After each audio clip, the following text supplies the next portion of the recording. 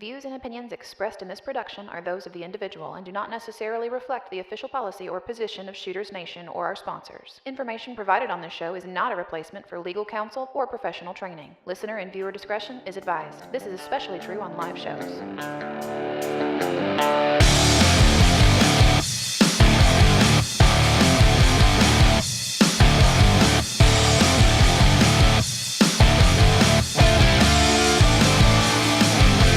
Welcome to the Shooters Nation podcast, the show created for you, the armed citizen. Join our hosts and subject matter experts as we talk about guns and gear, practical training and knowledge, Second Amendment issues, and the firearms culture.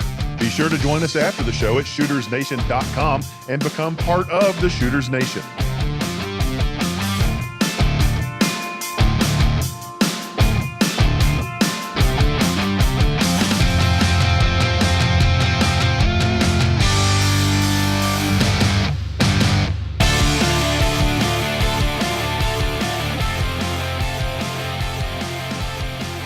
Everybody, welcome to the Shooters Nation podcast. I'm your host, David Yancey, coming to you from our studios just outside of Nashville, Tennessee, fresh off of a week-long hiatus. If you're a regular listener of the show, you already know that Mark and I skipped last week because we were both under the weather. I am feeling much better, but that brings me to an important note about this episode. I'm flying solo, so I have completely zero adult supervision. The co-host chair is empty. Mark's mic is turned off, and he is missing in action. Actually, that's not true. He's just not feeling well enough to rejoin us tonight. He wanted me to pass along his regrets. Anyway, regardless, Mark hasn't been released from quarantine, and I'm sure that you, as do I, hope that he gets better soon and is able to rejoin us next episode. So with that, Mark, get better. We will talk to you soon, we hope, but the show has to go on, right? But anyway, so before we get into this week's episode, I want to remind everyone that you can connect with us after the show at shootersnation.com, where you can contact us, send us feedback, sign up for the Shooters Nation Mail Blast mailing list. We hope that you're already on that. If you're not, why? We also hope that you will follow us on Instagram as @ShootersNationRadio and on Facebook.com/ShootersNation. While you're on Facebook, be sure to make Zuckerberg happy and join the Shooters Nation community where you can interact with other listeners, some of our guest subject matter experts, and even me and Mark. And finally, if you like what you're hearing, you can help support the show and make future episodes possible by donating all of your money to us at patreon.com/ShootersNation. And you can support us for free by writing a positive review on the show on iTunes, Spotify, Google Podcasts, the hood of your ex's car with a screwdriver, and all sorts of other places that we really can't be held responsible for. I think I'm done throwing Mark under the bus, so let's get straight into it. Our guest for this episode is, this is once again one of these reasons why I'm so sad that we're not doing YouTube live videos, but we have the lovely Miss Avery Skapalis of Skips Tactical Solutions. Avery, welcome to Shooters Nation. Thanks for having me. It is my pleasure. You're gonna have to put up with me tonight. You don't even have Mark to balance this out, so I feel really sorry for you. I'm not sure how this experience is going to work out for you. This may be the first and last time we ever see you. So, I think we're gonna have fun, though. I think we'll have fun. It's gonna be fun. We can always make fun of Mark because he can't defend himself. He's not here. Avery, let me tell the folks a little bit about you, and then I want you to kind of fill in the gaps if I can, please, because you're a name that some of our listeners may not have even heard of before. But you got an interesting story. So again, you go by the nickname Skip. That's short for Skapalis, correct? Yes. You don't like skip where you walk and stuff like that, right? So, but you're an active duty veteran, which I don't know. Does that technically make you a veteran, or does that just mean you're active duty enlisted? But you're a member of the United States Armed Forces. Yes, I currently am still. You are still, and you are a firearms instructor in the military. And you've been doing that. Your bio says for over 9 years. So that's a good run. Yes, I actually just hit 10 years. 10 years. That is fantastic. Okay. And so you're also a certified Glock advanced armorer, which is neat. I mean, so people always wonder, why doesn't the military use Glocks, blah, blah, blah. Well, they must, or somebody in the military must. Otherwise, you wouldn't be a Glock armorer. Yes. So we have are operators that currently use Glocks. Yeah. You use the O word. So operators operating operationally. That hints at something cool, right? So you're involved with Special Operations Command. I actually used to be involved with Special Operations Command. Okay. So not anymore. Not anymore. Okay. Well, and so you've also attended Sig Sauer's armors classes. It looks like the same for FNH, the Special Operations Command armors courses, and then you've also done several advanced shooting schools across the United States as part of your career in the military. So, tell our people, what exactly do you do? Currently, I am a combat arms instructor in the Air Force. And for the Air Force, we have a dedicated job to teaching our service members how to shoot. And I'm actually a gunsmith as well. So when you and I spoke the other day, just getting to know each other a little bit, you mentioned a key point about that the United States Air Force, your armorers are a bit different, or your instructors are a bit different in the sense that you have dual roles, right? So you do armor and instructor. Is that right? Or how did that work out?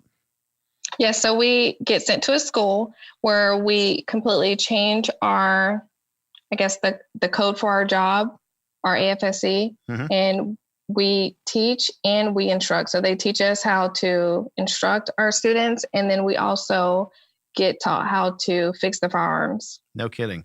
So that kind of sinks the whole, there are those who can, and then there are those who teach mentality. You're both. You're the whole thing. Yeah. Yes. That's awesome. So in reading your bio on your website, it also says that you have a very neat mission statement. And it's essentially this, folks. Avery's mission is to effectively teach the skills, attitude, and knowledge necessary to own and safely operate a firearm for personal, home protection, and sport. And it goes on to say that Avery thinks it's important that not only men, but women feel like they're in control of their own safety. Sometimes it's hard to believe that you can do something until you see someone who looks like you doing it. And those things really resonate with us here at Shooters Nation because, frankly, that's what we're about, is we're trying to bring good content to good people to help them survive the worst possible moments of their lives. And that is basically, sounds like what you're doing too. So yeah, you're taking what the military has taught you, and I guess you're sorting out which parts of that are applicable to the civilian world, and then you're bringing that to them in a way that's approachable and accessible. Absolutely. Yeah. So, all right. Well, very cool. I think this is gonna be a fun episode, and I'm really looking forward to the conversation. Let's kind of take this from the approach of, I want to get to know you. I want our listening audience to get to know you. And that includes Mark, because now he's a listener tonight, which is really funny. But and this is the start of a journey, hopefully, with you. And we, if you enjoyed the experience, we hope you'll come back on again. That's getting ahead of ourselves. How did you get started in firearms? Have you always been a gun person, or did you discover that interest somewhere along the way after you signed on the dotted line with Uncle Sam? I was at a point in my career to where I could change my job, and I wanted a challenge. So what I was doing at the time just wasn't challenging enough, and I wanted something different. I had no idea how difficult it would be, when it comes to firearms. And so I just wanted to change it up. So you had the option of choosing different, I guess the Air Force doesn't call them MOSs, right? I'm in generic terms, but your specialty, and firearms instruction was one of them. And I guess, right, that's how you ended up in this place. As a recruit yourself, how were you with firearms when it came to qualifying? Was it something you enjoyed doing? Did it come to you naturally? What was it about that drew you in and made you think, hey, this is something I really want to do moving forward? I was at a point in my career where I could actually change my job. So I looked at the different options that were out there, and I wanted a challenge. Firearms were something that I just wasn't good at. I didn't like them. I hated going to the range. So that was obviously going to be a huge challenge for me. So I decided to try to become a firearms instructor. Very cool. So you took something that was not necessarily a strong point and maybe a bit of a specter to you, and you met it head on. And not only did you say, I'm going to meet this thing head on, I'm going to get good at it, and then I'm going to teach other people how to be good at it. Yes. That's fantastic. So you've got the heart of a teacher, really. Yes. Okay. So that sounds important for somebody that's in that line of work. That's fantastic. So, how did that from your experience in the military, how did that transition into something that you wanted to do for the civilian world? Did you see something going on around you just in society in general? Or, I'm a fan of veteran entrepreneurs, right? Or was it an opportunity to say, hey, I don't want to work for Uncle Sam forever. So this is what I want to do when I get out. Or you tell me about that. Was it a mixture of both? So funny story. I've always had people reach out to me within the community that know what I actually do. Uh-huh. They ask, can I take them out to the range? If I can teach them how to shoot, how much do I charge? And it was something that I never really did on the outside. Here recently, I pretty much had a calling from a higher being that said, hey, Avery, it's time. You have time. You need to do it. We had a school shooting that was very close to home for me in the state of Florida. And I pretty much answered the calling and started teaching. Right. Yeah. That, I can't even imagine what that was like to watch that unfold on the news media. And that's in your backyard essentially. Right. So that was it. That was the moment where it crystallized for you. And you said, okay, I hear what you're saying. I'll go do what I can to help people on the outside.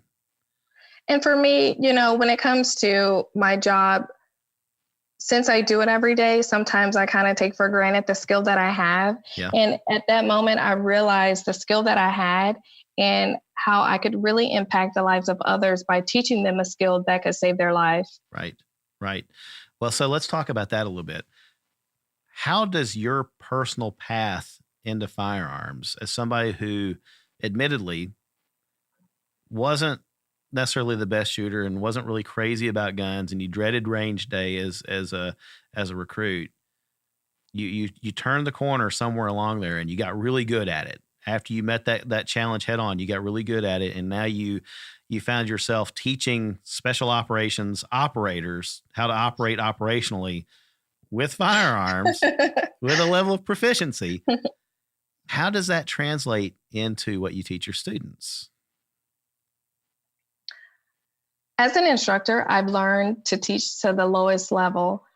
I know how to dissect what students need, and I can teach, obviously, a special operator all the way down to a child that has never touched a firearm before. I think that's very important to know your students and to be able to tailor your teaching style to whatever student you encounter. Right.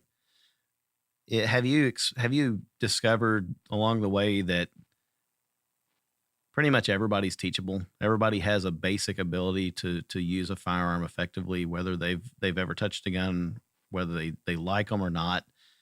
That the basics, the mechanics of it can be taught to just about anybody. Is it that accessible to folks?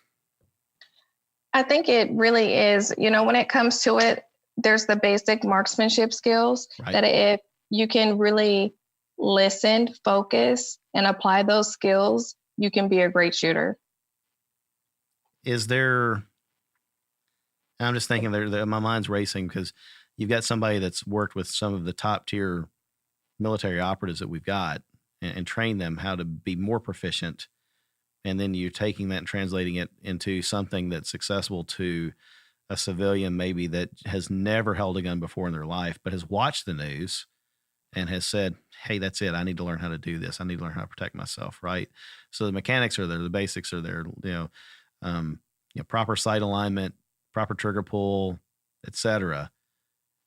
Is there anything common, like an epiphany moment that you've seen from the top tier folks all the way down to the new shooter that's never done it before, that seems to be like when the light bulb clicks and okay, they've got it now. They can, now we've got something that we can run with and work with? I mean, is that like a common thing? I guess maybe I'm dramatizing it in my own mind that, the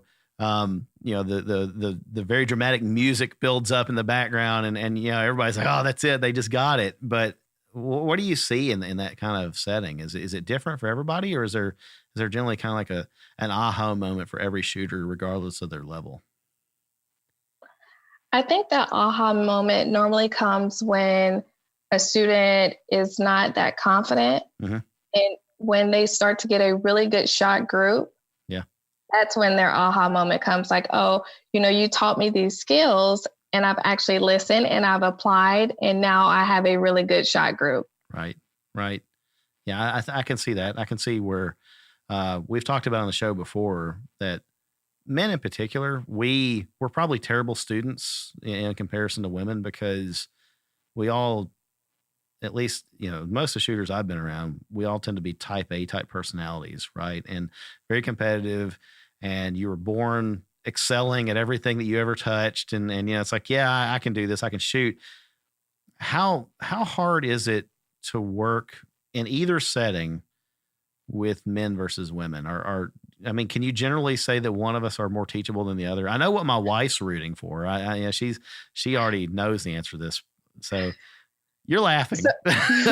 So my answer is definitely going to be women. Yeah. I do prefer to teach women over men because they normally are very open-minded and they come ready to learn. Yeah. I'm not going to say that all men come thinking that they know more than me, but when it comes to men, a lot of them think that they know a lot of things that they may not really know. Right.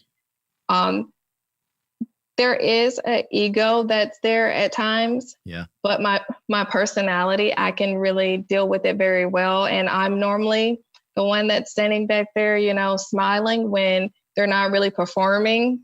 Right. How they think they should be performing, right. And when they ask for my help, I'm obviously always willing to help them. But there's definitely a difference in teaching a male versus a female. Yeah, I can imagine. So I got some more questions about that. We'll get to it here in a few minutes in our conversation.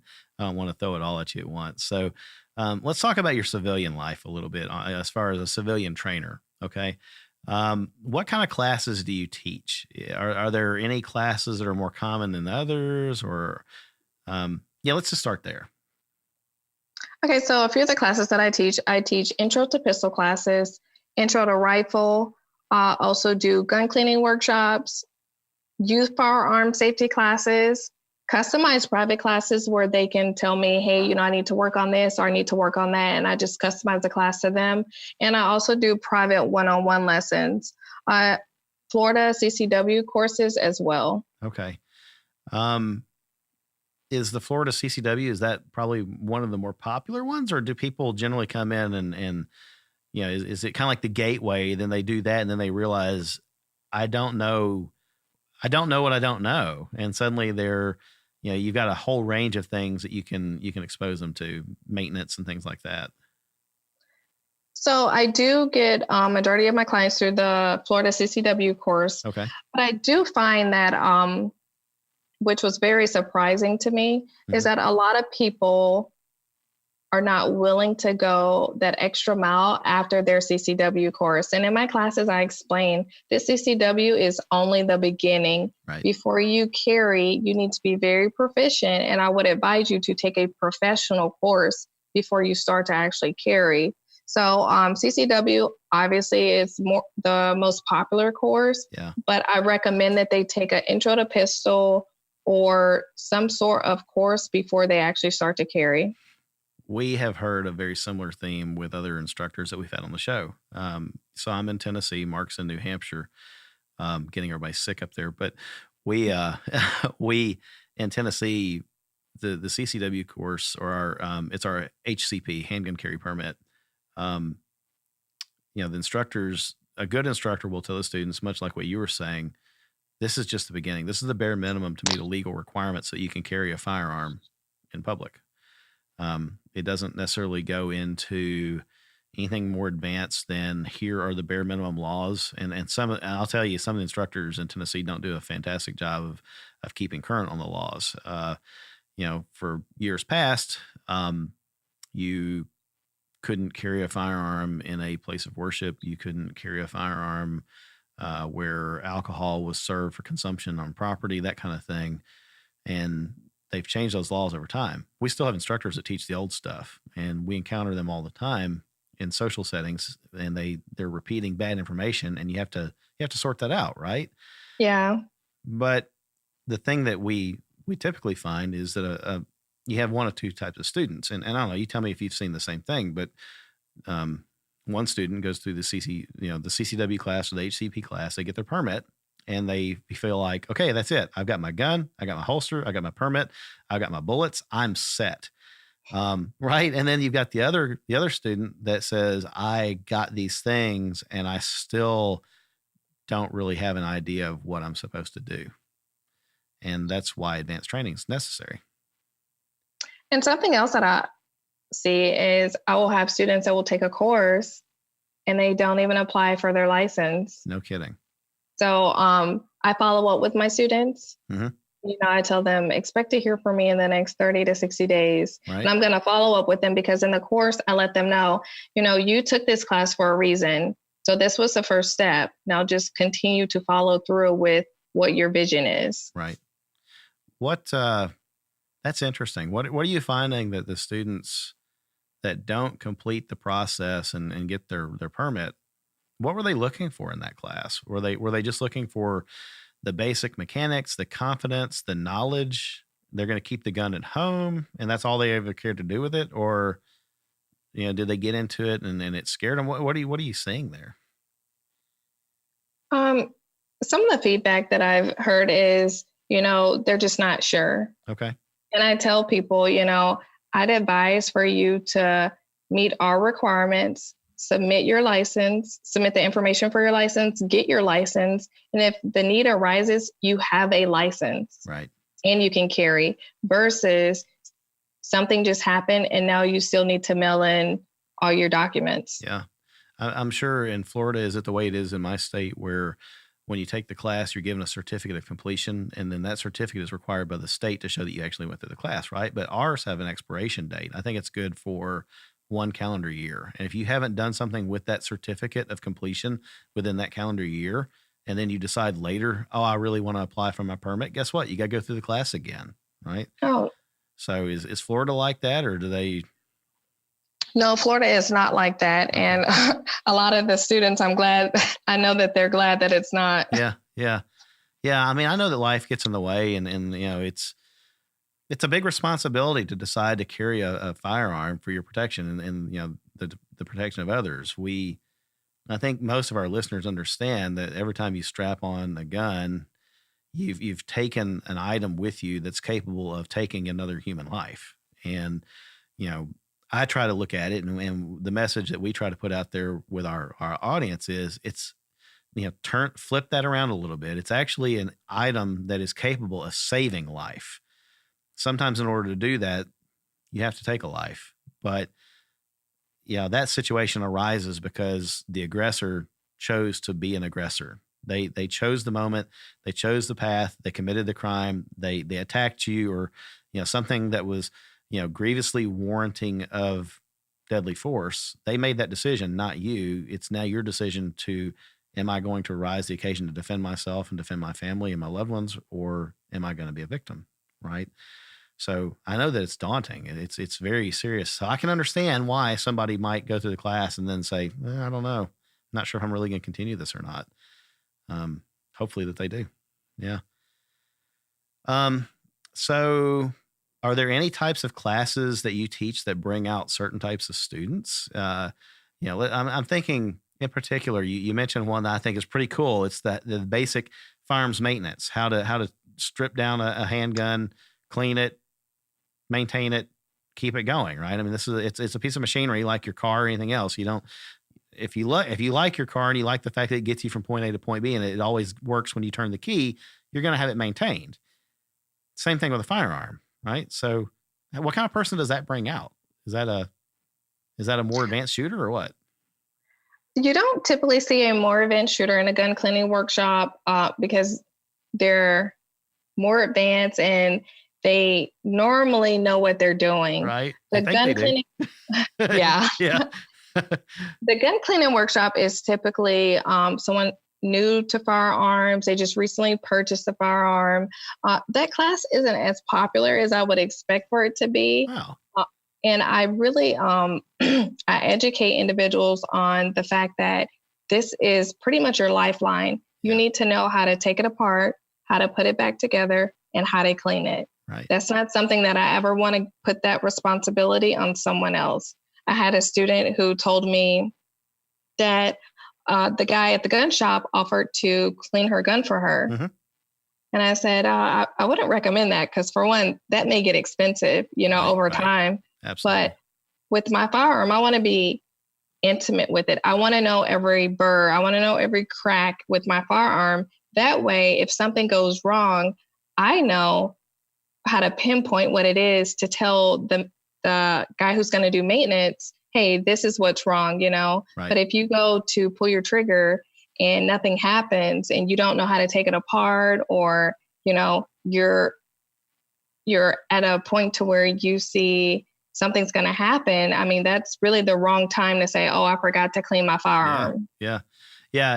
In the classes that I've taken, a common theme from the instructors is the loudest sound in the world is silence when you're expecting a bang, right? Absolutely. And so at 2:00 in the morning in the Waffle House parking lot while a guy's got a gun in your face, that's not the time you want to hear a click.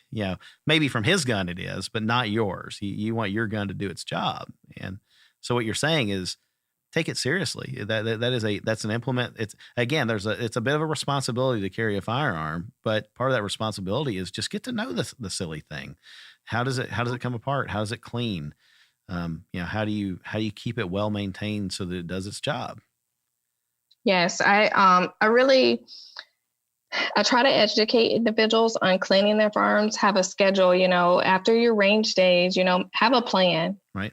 You want to make sure that you touch this firearm monthly or quarterly, whatever it may be, but you have your everyday carry, which you need to be very intimate with your everyday carry. Mm-hmm. Home protection, you need to be very intimate with that. You need to know if there's a round in the chamber. You need to know if it's well lubricated. But when it comes to maintenance, it's very important. Yeah. Are you are you finding that the people that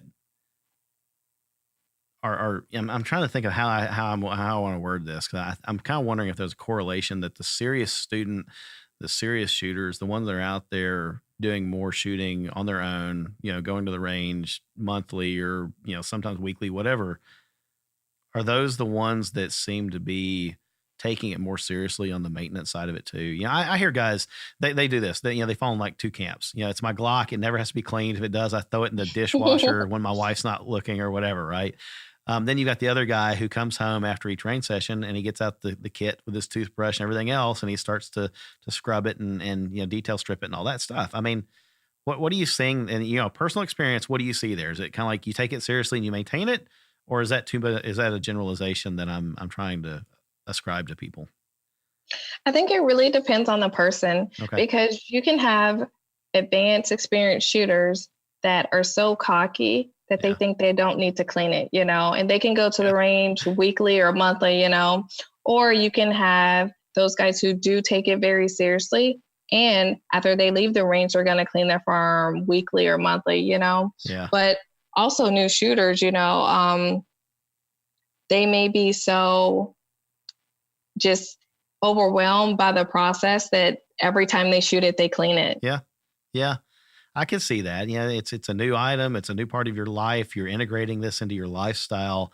Maybe you go full bore and now, you're cleaning that thing even when you haven't shot it. It's just, hey, it's Sunday, it's gun cleaning day or whatever. Right. So, I can see that. I see the things on Instagram all the time. And I think it's, the guys that are doing it intentionally, they're trying to do like a torture test of a gun, and you'll see a gun that is so caked with carbon and gross and muck. And it's like, man, that poor gun. It's almost like you want to rescue the gun and give it a good life because it looks like, they've completely, abused the thing. But Yeah, I'm with you. I'm probably more of a maintain that thing every time I go shoot it kind of guy.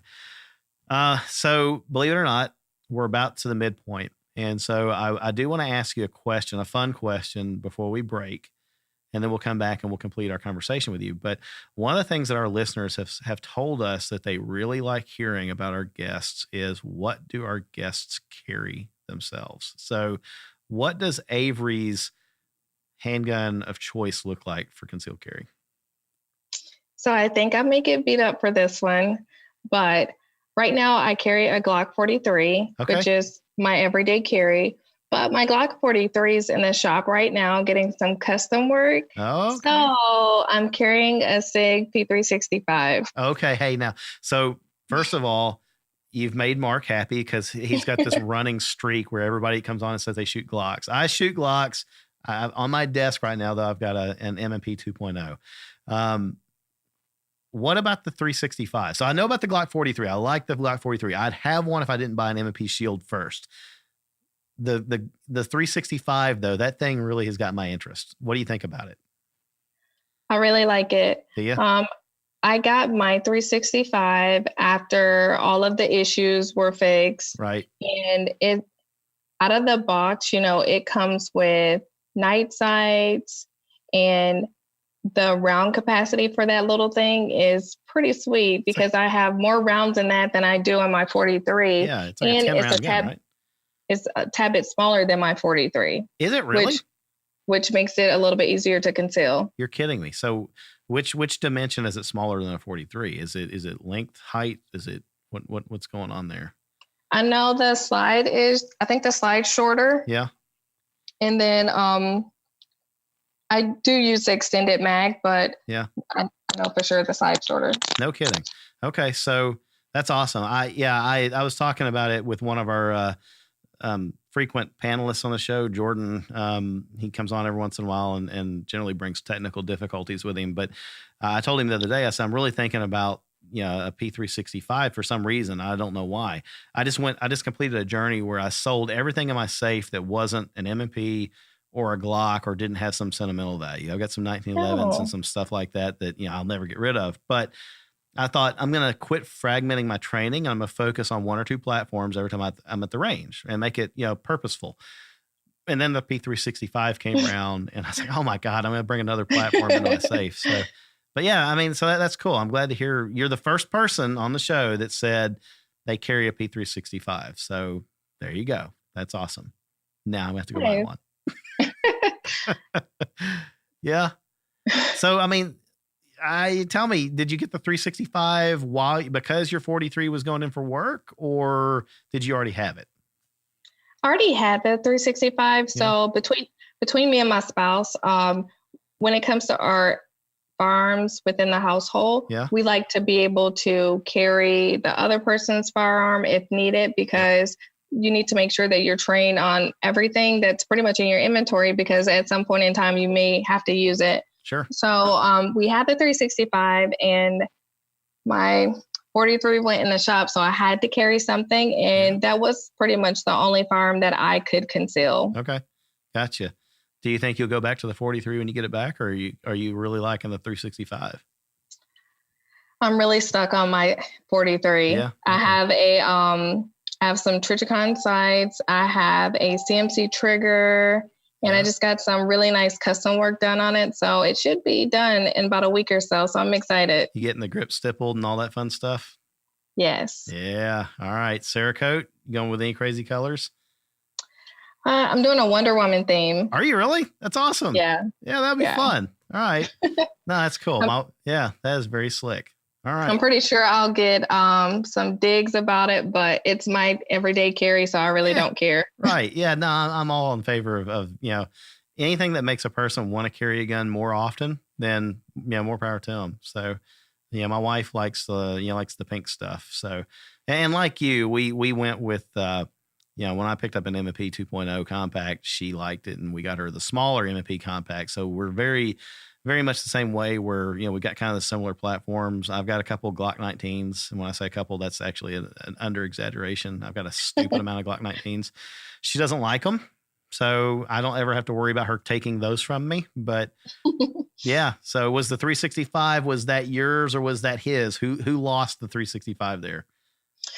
He lost a 365. Yeah. My condolences to him. Oh, well. And, when they first came out, I wasn't really a fan. I kind of hopped on the bandwagon with all of the noise that was out there, of the issues. Yeah. But after taking it to the range, and we ran a plethora of rounds through it before I actually started to carry it, so that once my 43 went into the shop, I was really confident in carrying the 365. And of course, I still go out to the range and do work with it. Right. You know what? He's probably not sad. That probably gave him a reason to go buy something else, didn't it? So. Oh, he has lots. Oh yeah. Yeah. Okay. Maybe we'll have to have him on the show sometime soon. What, we'll do an expose on what it's like to be married to a firearms instructor but being a gun guy. Right. So that'll be fun. All right. Well, Avery, if you can stick with us, we'll break. And then after that, we'll finish the conversation. I really want to get into some stuff about, really, maybe you can answer some questions for our female listeners, and also the spouses of our female, listeners, that can help them be better students and such. And also I want to pick your brain a little bit on the aspect of being a gun owning parent, because I know you have kids, right? And we talked about that the other day. Yeah. Okay. Very cool. Well, if you'll stick around, we'll come back and we'll finish this up here in just a minute. Absolutely. All right, everybody, hang tight with us. We'll be back.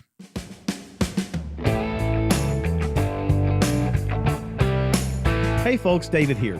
Did you know that there is more to the Shooters Nation than this podcast?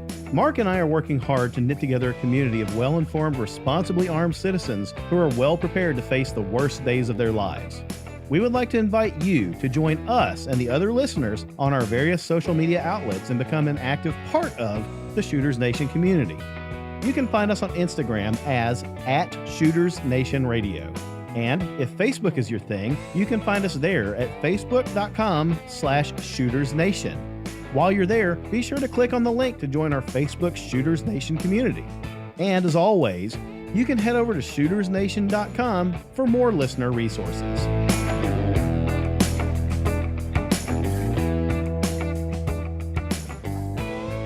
Everybody, welcome back to the Shooters Nation podcast. David here without Mark. I don't know if I can emphasize that enough. I hope he feels guilty, that dirty rat. But I am also here with the amazing Miss Avery Skapalis. So Avery, before we broke, hopefully it hasn't been so long in our commercial that the listeners have forgotten what we were talking about. I don't think they have. We got pretty good listeners. We were talking about a variety of things, but I said I really wanted to get back into maybe how you can help us with the conversation of introducing the woman shooter to, I guess, really the armed lifestyle, right? And so maybe she wasn't a shooter before she discovered Skip's Tactical Solutions, but now she is. And so that means something different, right? So let's just start there. How do you help a student, maybe particularly a female student, acclimate to that new lifestyle of being armed? Well, I think something that's extremely important is to know that, the average person isn't really going to be an advanced shooter. Mm-hmm. They need to know the basic skills so that they can apply those skills. The average woman, you just need to relay it in terms that she can really relate to. I need to let them know that it's something that's going to save not only their lives, but maybe their husband, their children's lives as well. That's a powerful motivator. Sometimes a person may not, I'll tell you, I've encountered people who have said, I don't, if somebody wanted to rob me and they were going to hurt me or shoot me, I guess it's just my time. But if you say, well, okay, but what about your kids? Now suddenly that's a completely different story. Oh, they're going to hurt my kids? I'm not going to let that happen. Right. So, yeah, that's, it's interesting how that switch gets flicked for people when you introduce the children or loved ones in the equation. And that's a very powerful motivator, right? And so for me, I did not carry. So I'm not going to lie and say, I've been carrying ever since I was legally able to carry. Right. Once I realized that I moved into an area that I probably needed to be armed, that's when I started to take it a little bit more seriously, because I thought, if something happens, how am I going to be able to protect my children? Yeah. My children are normally with me, I'm picking them up from after school, or, we're going to the store, and I wouldn't be able to live with myself as a parent if I wasn't able to protect my children. So I made sure that I got the tools necessary to be able to protect them. And at the end of the day, I would know that I did everything possible to be able to protect them. Yeah. Yeah. That's powerful. I've seen that very thought process work through with people that had no interest in guns whatsoever. Maybe they were ideologically, religiously, politically, whatever, opposed to the idea until they thought about what happens if I'm no longer here to provide for my kids, to take care of my kids, or worse yet, what if I am incapacitated and then something bad happens to my kids because I'm not there to protect them? And that suddenly makes it very real. And that's a hard thing to sort through, really. I mean, that's a nightmare scenario for a lot of people. And thankfully it doesn't play out for most people. And another scenario is if you were to encounter someone and your children are there and someone kills you in front of your children, and if that's something that they have to witness, they're not going to be able to recover from that. Right. Oh, me. So that's a pretty good motivator to help a person acclimate to that and at least cement in their mind why this journey it's a justifiable journey. In a perfect world, we wouldn't have to have guns for any other reason than recreation and sport, or hunting, sustenance, or something like that, right? But unfortunately, it's not a perfect world. There are bad people that seek to do bad things, even though they don't know you. They have no reason to hate you, dislike you, anything else, but it's a means to an end to hurt you for whatever their objective is. They're willing to do it. So we have to be willing to protect ourselves. Are there any challenges that you've found with students that, you can't work through them, but you just have to work around them? Does that make sense? Like there's, I think I'm trying to think of how I would give you an example of this, but whether I'm not even thinking like physical difficulties, but just it's a challenge of adopting the armed lifestyle. It's like, hey, look, we're not going to work through this, but we're going to have to just work around it. You're going to have to put that notion aside and trust me until it clicks for you. I can't really think of anything like that. Yeah. I mean, it's just, I don't know. I'm just curious about the mindset of people that, I've been fortunate that most of the people that I've interacted with in a setting of gun owners, most people have already mentally and philosophically crossed that bridge where they said, okay, I'm going to carry. It's what I've committed to do. And I've got my reasons, and here they are. Sometimes the reasons are very personal to them. They don't share them, and you have to go on faith that they've rectified it for themselves. Other times they're willing to share with you in great detail why they carry, right? And sometimes you're like, okay, hey, that's TMI. I don't need to know all that. But I've seen some folks that wanted to carry. They wanted a gun. They couldn't really explain to you why, but they still had that prohibition of, I don't know if when push comes to shove, I'm really gonna be able to use it. Right. I do see that sometimes when it comes to the shooters who have children, specifically mothers, they are not really ready to commit because they're not comfortable with having it in the home with their children. Okay. That's pretty much the only chance that I can think of that I've seen. And sometimes, the workaround with that is for them to feel confident, it's going to have to be completely locked up, which I don't agree with it being locked up to where it's going to take you 5 to 10 minutes to get to it. Yeah. But if that's going to be their comfort zone, then I even had a student who, when it comes to their home protection firearm, they kept the home protection firearm with the ammo somewhere locked separately than the firearm. Oh my. And that was her comfort zone. Yeah. Yeah. I guess baby steps, you hope that until they work through it and they get to the point that they're comfortable enough to have it together in a usable package, quickly accessible, that nothing bad happens. At least it's there. But I don't know about, for me, as I think about that, and a person that when I had those conversations with a, quote unquote shooter that they're armed, they've got their permit, they've gone through all the things, but they're still just not sure that they could actually do it. Part of me is just like, hey, you need to leave that thing at home until you're sure, because if you've got it on you and you pull it out, it's not a magic wand. You don't just produce a gun and the bad guy disappears or runs away. Sometimes you've upped the ante, and now it gets real, right? Now the fight is on. Oh, you've got a gun, I've got a gun. Now who's going to use it? And if you're not committed to it, you might be on the losing end of that argument, right? So. Yes, and that's something that I cover in my class as well. Yeah. My concealed carry class, because before you decide to carry, you need to have the correct mindset. If you don't have the right mindset, then for one, you may be killed with your own firearm. Yeah. Yep. Or you could just really not have it when you need it. So having that right mindset on coming to terms with what you're willing to, at the end of the day, what you're willing to kill someone for. Yeah. And what you're not willing to kill someone for. So when the situation arises, you're ready to step up to the plate and do what you've trained to do. Yeah, it's a very real conversation at that point. It's a very personal conversation. And I think maybe the reason I wanted to even talk about that is for the,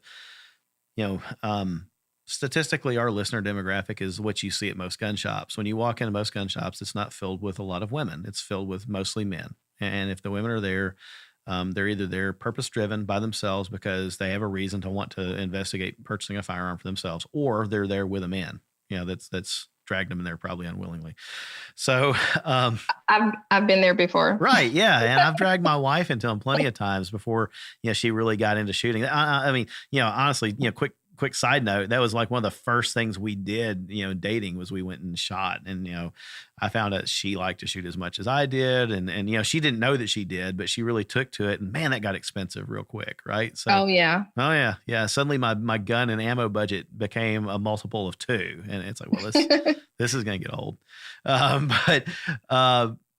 Yeah, it's one of those things that, if you're not going to commit to it, like you said, you've got to work through that yourself. And the reason I wanted to discuss it was any of our male listeners that are trying to have that conversation with their significant other or with a family member, male or female, that's not completely on board with it. You're just going to kind of have to let them work through it. You can offer input and have that conversation with them and help them sort it out. But ultimately, that decision is going to be theirs. Right. And so I would like to say this. I do have a lot of men whose significant others are very hesitant on carrying. Yeah. And sometimes they'll reach out to me and say, hey, can you call my wife? Or, can you talk to them? Right. But what I really urge them to do is that person's not really going to think about it from your perspective until you put it into terms that they can relate to. So for me, my spouse worked a shift to where I was home alone, or I would have to be out alone a lot. So if my spouse tells me, I feel like you need to be armed because if anything happened to you, I wouldn't be able to live with myself. Yeah. You really have to take that serious. So I tell the males that reach out to me, have you let her know how you feel? If you're completely honest with someone and say, if you were to get robbed while I was at work, I wouldn't be able to handle that, Right. And I wouldn't see why a woman wouldn't take that serious. As a male, you want to protect your family, and there's going to be times where you can't protect your family. So as a woman, she needs to be able to protect herself at all times. Yeah. Yeah. No, I think, stereotypical man, we communicate in grunts and snorts and we smash on things and, beat hammers and rocks and stuff. Right. But we're not always quick to go to that. I'm going to call it the touchy feely, the emotional side of telling people what our feelings are. And behind all that facade, we have our own fears, our own concerns, and the things that worry us, scare us, and will make us cry under the right circumstances. Not that I've done that recently, but being very serious, that is a that's just, you're going to have that conversation with that person, regardless of whether it's your spouse or your daughter or, your mom or your sister or whatever. You have to have that conversation and it's explain to them in a very real sense. This is why it's important for me that you consider a means to protect yourself. Right. And Yes. yeah, that's powerful. I honestly, I don't think we've ever had anybody on the show break it down like that and say, hey, you just need to kind of get down into that hallmark moment and tell them this is what you mean to me. And this is why I want you to be able to protect yourself. That's a powerful motivator. Okay. Well, so, tell me about this then. Is there something that a woman who's curious about firearms training really ought to know in order to be a better customer? So I guess if Avery was to put out a message, a public service announcement to all the female listeners, this is what you could do to be a better customer in selecting the right classes or the right trainer. What would you tell them to help them be more savvy? First, I would tell them to have an open mind. Okay. There's a lot of myths out there when it comes to firearms. It's going to be loud. There's going to be this huge recoil, but not all firearms are going to operate like that. I would tell them when it comes to finding a trainer to do their homework, do your research, a simple Google search, Facebook reviews on their website, actually look up who this person is. Not all personalities mesh. I know my personality when it comes to an instructor. I'm really not the type of student that you need to yell at. You can communicate with me without yelling and I will absolutely do what you need me to do. Right. But some students, they need a little bit of tough love. But when it comes to women, there's not a lot of women that you really need to yell at when it comes to instructing. So Sure. Do your homework and, you don't know what you don't know. So reach out to a professional. I don't recommend that people get trained by their spouses because there is Yeah. a lot of emotions that are tied to that.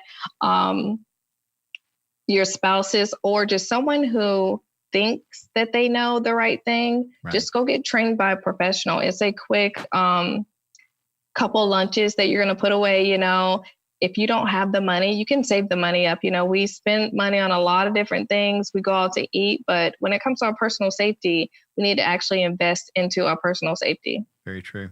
Very true. Yeah. It's funny. You mentioned, the different types of personalities of trainers and finding the one that matches your personality. Yeah, it's 2018. The internet is a thing. You can actually use it to read reviews on classes, after action reports and things like that. But 10 years ago, 12 years ago, I remember that the training industry was a little bit different. There weren't as many. And a lot of them were, I don't know, the stereotypical former, the ex-cop detective who's seen some stuff and, he's really jaded and every other word, he cusses like a wounded pirate. And that's okay. As a guy, I can listen to that. I don't want to take my wife or my daughter to a class like that because I want them to have to listen to that or be treated that way. Absolutely. So, now we've got choices. And I think that's the thing that I want to reiterate what you said is just do your research, find the instructor that matches your personality and your learning type, so you don't have to go to the crusty old, homicide detective that's got one leg and whatever. Yeah. You can go to, somebody like yourself who is pleasant to deal with and can train you and teach you without yelling at you and tearing you down to build you back up. That's not necessary. I guess you can get away with that maybe to a degree with recruits, because they don't have a choice, but civilians that are paying out of pocket for a class, they get to choose with their dollars, right? So choose wisely. And, when it comes to training my students in the military, Yeah. I just don't have that style at all. We're taught to teach to a certain level, Yeah. and we have evaluations, and those are things that we just are not allowed to do. And when it comes to my job as an instructor, I take it very seriously because I'm teaching them a skill that's going to possibly save their life, right? Yeah. So although it's going to be a stressful environment, I try to alleviate as much stress as I can because I want them to retain the information that I'm teaching them. So there's not a lot of yelling. There's not a lot of additional stress on my end that I'm giving to them because I want them to retain every bit of information that I'm giving to them in the short amount of time that I'm giving it. Right. Yeah. That's the same for civilians. I'd have to think that the training class, that is a very condensed portion of time where it's supposed to be a safe learning environment for you to sort it out, figure out what your weaknesses are, make them better, and then come out of that class a better equipped person, right? Whether that's military or a student. And I think that what you said is very key. A lot of people don't learn well being yelled at. Sometimes you have to kind of jack a person up and get their attention and make sure they're not doing something unsafe, right? So, and in the civilian shooting, classes, I've seen it too, especially if it's something that's just terribly unsafe, you got to get their attention. And if it's an obstinate student that's wanting to, be the alpha as the instructor, you kind of have to figure out how to put them in their place without alienating them and the rest of the class. But still, the class setting is where you're supposed to be able to make the mistakes and in a safe way, but come out on the other side of it better. Another thing is, ask questions. Right. I really encourage my students to ask questions because you don't know what you don't know. And in our classroom environment, there's no such thing as a dumb question because if you don't know it, someone else in the room probably doesn't know it either, but they're just too scared to ask. Yeah. You said something at the very beginning of the episode, or it was in your bio about, some people, they don't realize that they can learn a new skill or come to a higher level of proficiency until they see somebody that looks like them doing it. Right. And for you, that might mean that, a female shooter looks at you and says, well, here's a, female shooter that's very proficient. She can teach me, I can learn. But as I thought about that, most listeners might not have even fathomed that our military special operations soldiers, they weren't born like that. They started at some point. Every expert starts as a novice. And, the people that we look at and we see the movies about and the news stories about, and these are our heroes. And you think, man, that guy can never miss. That woman can never miss. They're always a dead on shot. They're a top tier operator, whatever. They learned that, from somebody like you who taught them. And so I would say that that's my message to the listener is no matter what skill level you're at right now, you can come to a higher level of proficiency just by investing a little bit of time and getting good quality training from somebody like you. Absolutely. And I have a lot of people because on my social media, I post little snippets of videos of me shooting. Mm-hmm. And I have people that will compare themselves to me. At a point in my life, I had never shot before. There were plenty of times where, I didn't know, and it was very discouraging. So I'm at a different level when it comes to shooting, but everyone can be on the same level that I'm at because I started at day one as well. So it's just training and actually taking the time to learn a new skill. I would almost say that you answered a question right there that I was going to ask you towards the end of the interview, which was, how can you make us smarter? And I think that's it right there. If I could put it in all bold and highlight it and make that a headline for the episode, that's it, is that everybody starts somewhere and you can get to that higher level. You've just got to put in the work, and it doesn't always happen overnight. Some people are naturally gifted. Yes. But even the naturally gifted people can come to a higher level with work and tenacity and just the grit that refuses to quit. Right. Absolutely. So, and I've been to shooting schools and, I've learned something from every single school that I have went to. I take little tools and add them to my toolbox, and you just build upon that skill. You have that foundation, and then you just keep building. And then before you know it, you're a badass. Yeah, absolutely. I mean, that's made, not born with, right? I mean, everybody can make themselves into that. It's just, you got to have the grit to stay with it. And and go to the schools and take the training and figure out what works for you, and discard the stuff that doesn't, right? And just keep going. All right. So I've got one more thing I wanted to talk to you about, and then I want you to tell us a little bit about how people connect with you and all that fun stuff. So, you're a parent. You mentioned that earlier. What's your philosophy on when you should start teaching your kids about firearm safety, and how did you do that? I recommend to all of my students and people that reach out to me, I recommend for them to introduce firearms to their children once their children are school age. Okay.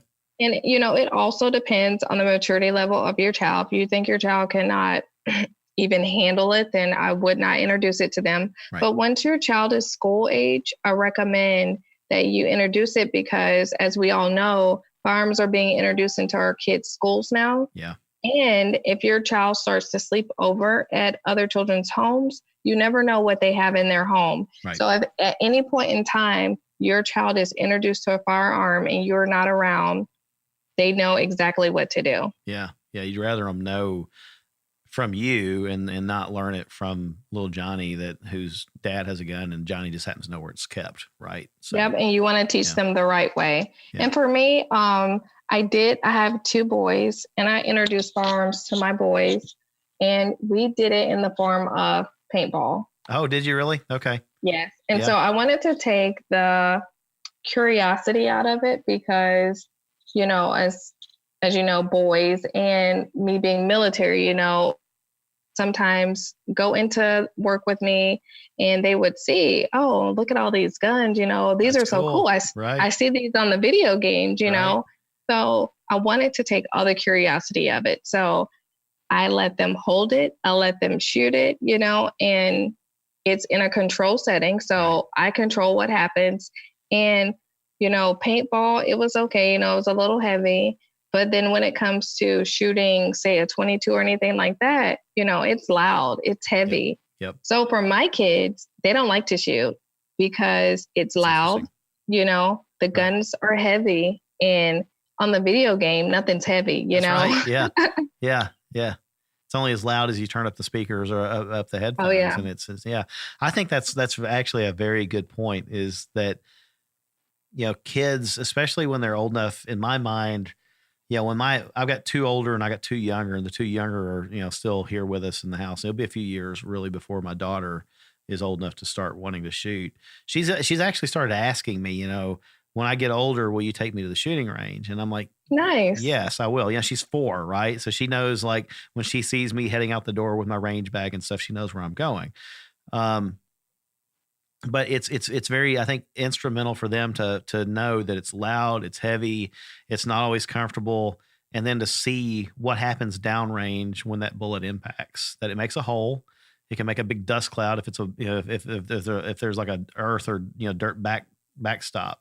And they start to correlate that thing can do damage, right? It's not a toy. It's not like on the video games where, you shoot the bad guy falls over and then he disappears or whatever, right? This is real. So for me, I'm thinking, when my kids start asking more questions about it, I have to be ready to, meet that challenge head on and be willing to have the conversation and teach them and answer questions and explain the safety side of it.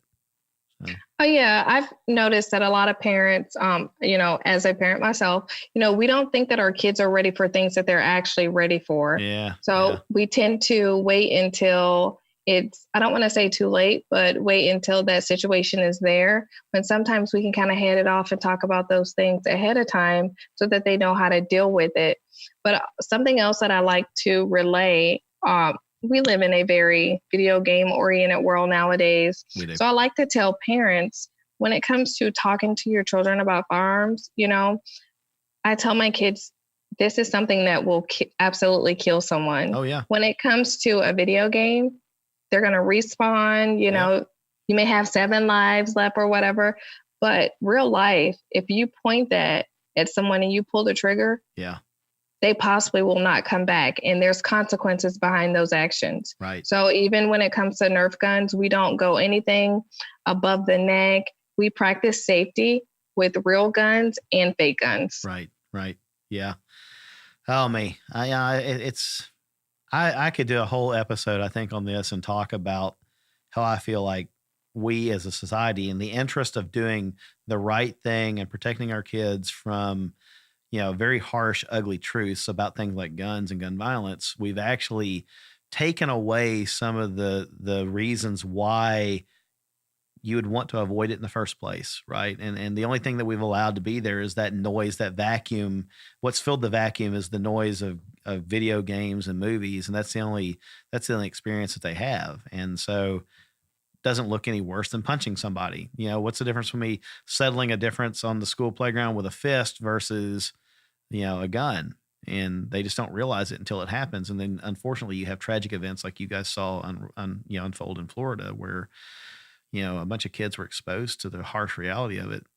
And, it was just tragic, completely tragic. So, Oh, yeah. yeah. Okay. So I guess last question I want to ask you about that, second last, I got two more. The second question is for you, recommending something to a student coming through your classes that they're a parent, they've got kids at home.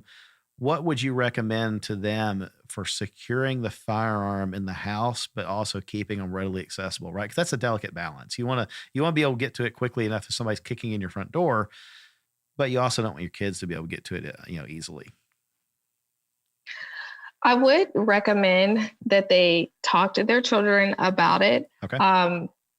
I know for me, when I was a child, I like to wander into my parents' closet when they weren't around, so if that's where, at the top of the closet, or, you can educate them on, hey, my firearm is here. It's locked up. Do not touch it, but you want to also make sure that it's secured wherever it is. It needs to be secured, and it needs to be secured in a manner where you can quickly get to it.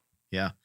I've found that the biometric safes are pretty good. The kinds that you can pull down.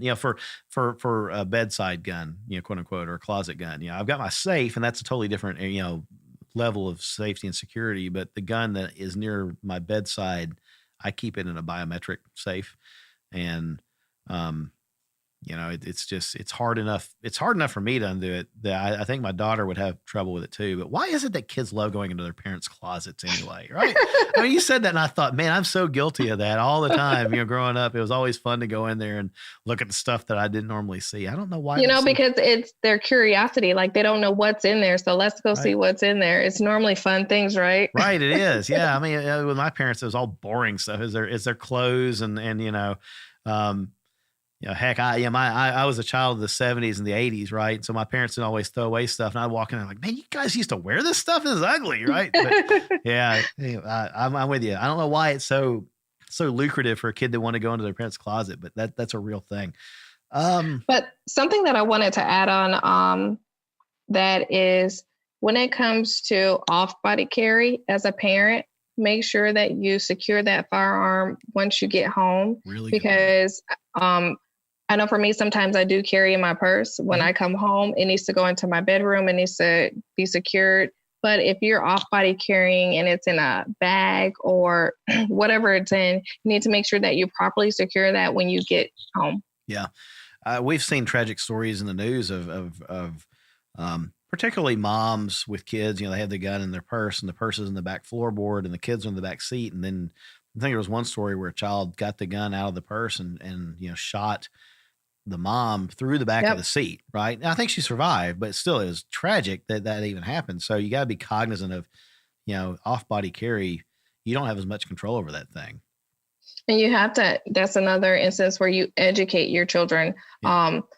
Although I tell my children, do not go into my purse. I know that they go into my purse and they may get chewing gum or whatever it may be. Right. So I know if I'm carrying in my purse, that my purse needs to be on my body so that I can get it to it quickly. Yeah. Or it needs to be very close to where it's in my eyesight. Right. Yeah, I'm with you completely. Not that kids go into my purse. I'm not going to admit to that, but I've come home before, taken my holstered gun out of my, out of the waistband, unclipped from my belt, put it up in a very high cabinet, but I've started as the kids have gotten old enough that they can start climbing and reaching things. When you got little rugrats that are barely crawling, you don't have to worry about that. But when they get to 4 years old, fearless, adventurous, I will scale that thing to get to the candy. Doesn't matter how high it is on the shelf or not. Now I'm thinking, okay, well, not only am I going to put that up there, but I'm going to clear the chamber and the mag's out and the mag goes with me. And, that way, I can drop a mag in my pocket and carry it around without being burdened like I am maybe carrying a gun. Right. So I make sure that thing is completely rendered useless if my daughter were to get to it. But to your point, I think you remove the taboo by teaching them about it. And now it's not so, it's not the shiny, cool gun that I'm not allowed to touch. I'm going to touch it when mommy and daddy aren't looking. It's not a big deal anymore. And they understand the reality of it, hopefully. They understand that if something were to happen, this is the object that my mom or my dad is going to use to save our lives. Yep. That's a very important thing. I think that conversation, you made a point earlier that kids learn things and they're more savvy sooner than we think they are. And that's a conversation. I believe that if kids can start asking questions about what it is, they're probably capable of understanding that too, that this is a tool that mommy and daddy use to protect us. It's a dangerous thing, but yeah.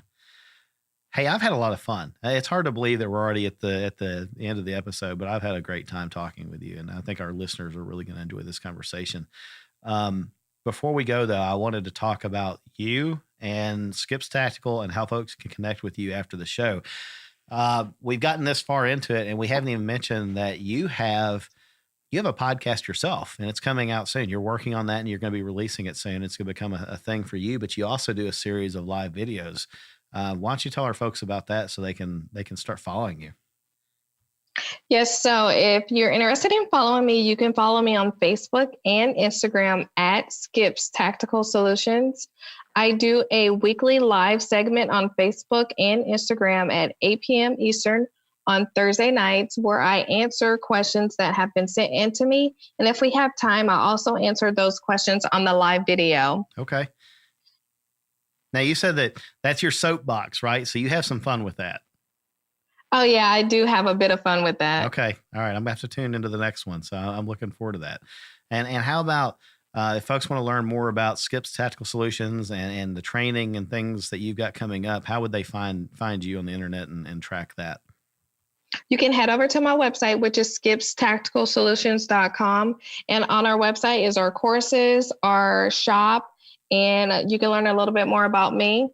And if you're really feeling froggy, then you can head over to our Facebook group, which is Skips Tactical Solutions Family. And that's a private Facebook group where you can interact with me, which would be tons of fun. Yeah. And our podcast will be launching within the next couple of days. That's so awesome. You can head over, and the podcast is Skips Tactical Solutions, and it will be on all platforms. Awesome. All right. So folks can check that out on iTunes and I guess all the different formats that I've lost track of where you can even listen to us anymore. I think that I know they're on Spotify and YouTube and Google, and I don't know. I had somebody tell me the other day I listened to you on iHeartRadio. I was like, I didn't even know that we were on that. And so, nice. Yeah, it gets out there. So you're going to be a podcast hero before you know it, and you're gonna be out there everywhere. So that's awesome. I'm looking forward to it, and we'll definitely make sure that we drop those things in the show notes and make sure that our listeners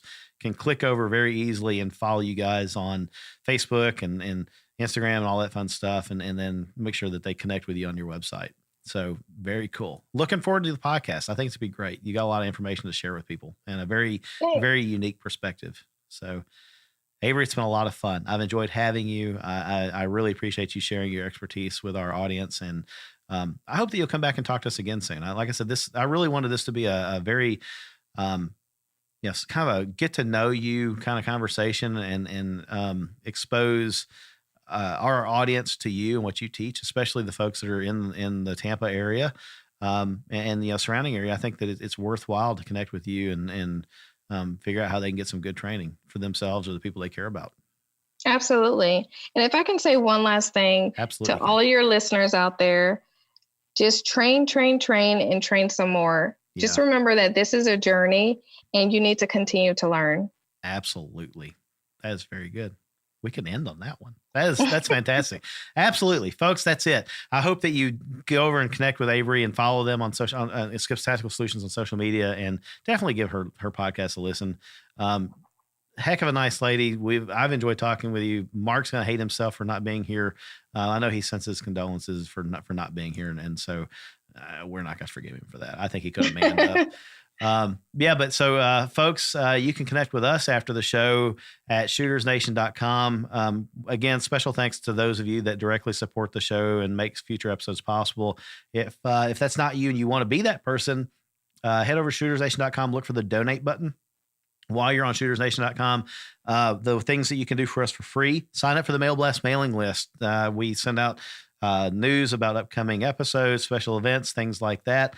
And also use the idea link. I think it's still a cute little kitten raising his hand because that seems super tactical.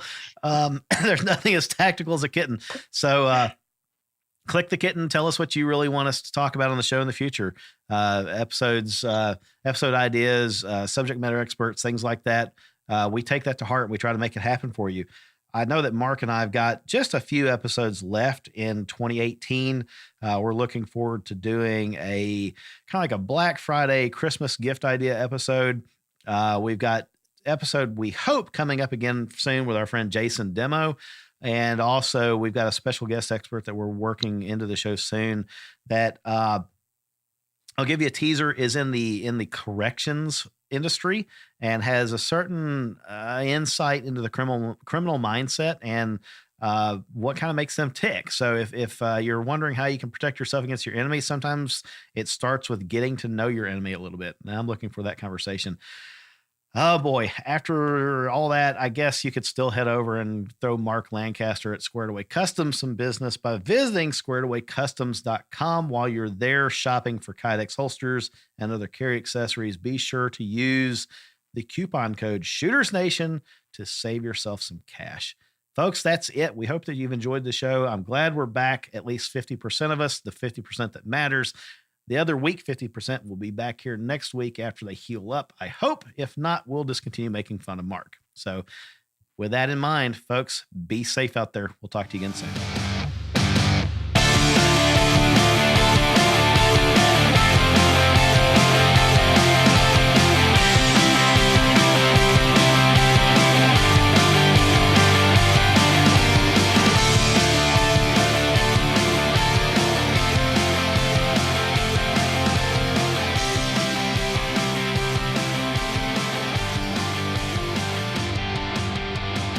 The preceding segment was a production of the Shooters Nation podcast.